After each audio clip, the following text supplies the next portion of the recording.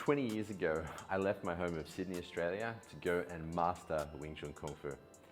I started off, my martial career, so to speak. My father and my uncles were all boxers and wrestlers. But then I got into Taekwondo. My cousin started Taekwondo, so I jumped in that with him.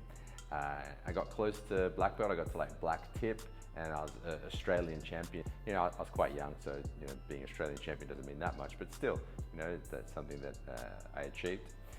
Further to that, I kind of got sick of Taekwondo and didn't really, because I met my father and my uncles were boxers, as I mentioned, and I found the boxers are so much better with their hands in striking. So I moved into boxing, which I did for about 8 or so years after that. But on that journey, I was getting into like street fights and trouble, and I found myself quite angry and aggressive. So I was getting, I was in the police station a lot and getting into a lot of street fights. So I felt like something needed to change. There was a turning point where I found myself in a holding cell in a police station overnight, and there was other people locked up there, and it doesn't feel really good being confined in a small kind of prison cell. And I really made a decision to kind of change my life and start improving my circumstances. I didn't really want to be moving down that path of getting into fights and trouble and crime, essentially. I wanted to live a better life, so to speak. So I ended up finding, long story short, finding Wing Chun, an internal form of martial art, which didn't only focus on the external fighting side.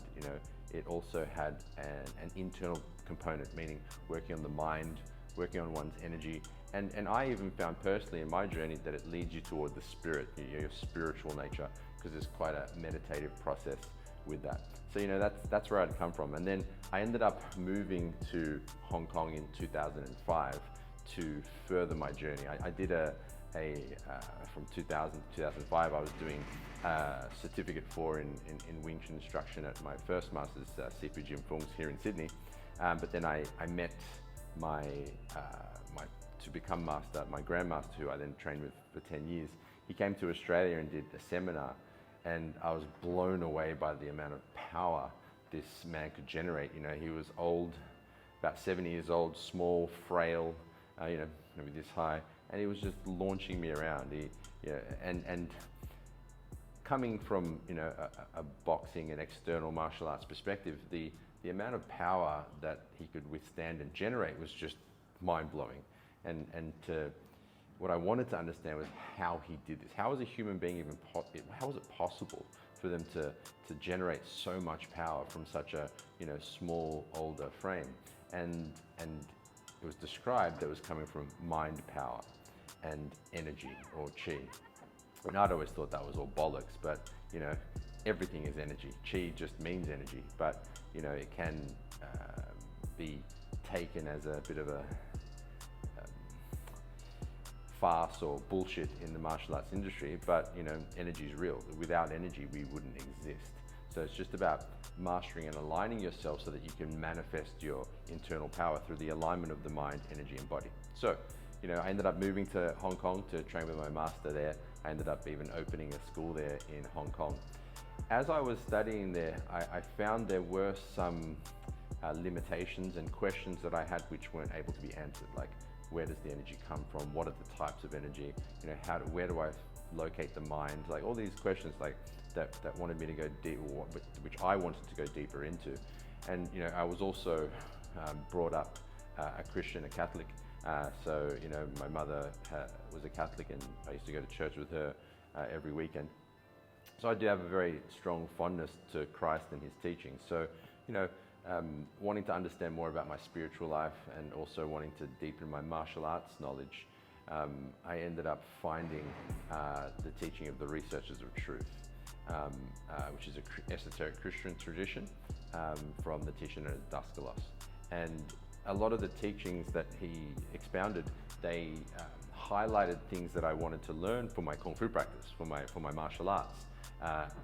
Where the energy is, what it is, how to use it, how to move it, how to master it within oneself, how to become more peaceful, more loving, more joyful, more prosperous, more free. So I ended up going back and forth from Hong Kong to Cyprus from 2009 to 2014 until the year my master passed away, 2014. I ended up moving to Cyprus, stayed there for close to 5 years and continued my studies there under the researchers of True Circle. So Daskalos, his daughter, and the senior disciples of Daskalos there ended up living in Cyprus there and studying for a while.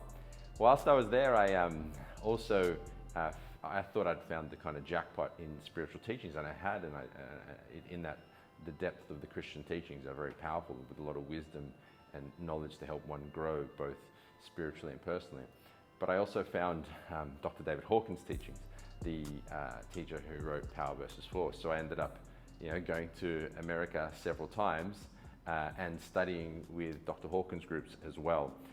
He wrote Power versus Force, but also Letting Go, because letting go is a profound and super powerful part of both Kung Fu and spiritual practice. One of the things my master would always say to us would be Fong Song, and in Cantonese that means relax or to let go. He used to say it so much that his bird would even say it, Fong Song Song Song Song Song Song Song, to remind us to relax and let go. So, on that journey, I started off as a aggressive, angry dude, getting into trouble, fights all the time, kind of going down the wrong path. But this really transformed my life to help me let go of all the anger, built up resentment, complaint, all the negative emotions within me, and gave me tools to let go of those upsets and transform my life more in towards my potential, and to continue to grow into that. Now I have my physical school here in Sydney. I've got my online academy as well. And I have 4 kids and a great family in life. So I've really been able to, move into my potential in a positive way. And I'm just happy, I really enjoy my life. I'm quite blessed. So, the benefits of Kung Fu and meditative practice are quite profound. And that which leads me into kind of the mission of what we're doing now. We are making Kung Fu and meditation education available to everyone. So we have my free school community online where you can learn all the fundamentals of the internal Wing Chun, but also meditative systems and also the spiritual work as well. So you can get in there, get involved, it's completely free. You can actually jump in there now, there's probably a link here somewhere where you can learn with me. I do weekly Q&A, answer questions, but also there's courses and videos there for you.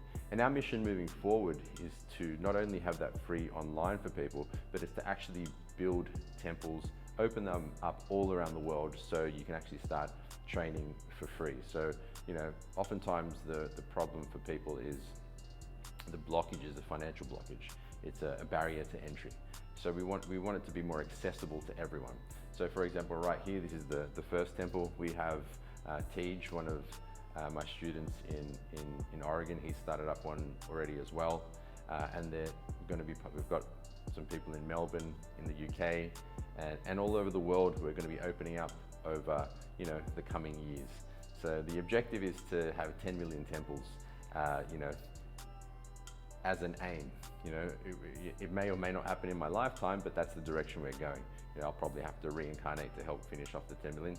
Who knows? Or hopefully we can get it done in this lifetime. Let's see. I know that's a huge aim, but it's something fun, and it provides a place for people to develop martially, personally, and spiritually. But also it gives people not only a place for the students to come and practice, but also a place for teachers to go as well. So let me put it another way. When I did my initial teacher training at my first master's in International Wing Chun Academy in Chinatown, Sydney, I think over the year there was about 100 people that did the teacher training course. And out of those 100 people, I think there's about 3 that actually have a school. And one of them is actually an old school I set up in Hong Kong. So 2 of those schools were set up by me, and one is from another teacher who opened up somewhere as well. So what does that say? That says that there's a problem in taking that passion for teaching and helping people, and then actually making it practical so you can live off it. The idea of the temples will be that it'll give people who just want to teach the ability to do so they don't have to get caught up in all the marketing, business, admin, accounts, and all the other stuff which isn't necessarily the passion, isn't really what they want to do, which is, for us, it's to spread peace, love, and Kung Fu. So that's our vision now. We're looking to open 10 million temples and get people who want to teach and spread this beautiful art that's transformative and helps so many people. So, thanks for, following here on whichever channel you're watching this on, whether it's on our YouTube channel or Instagram or TikTok or whatever it might be.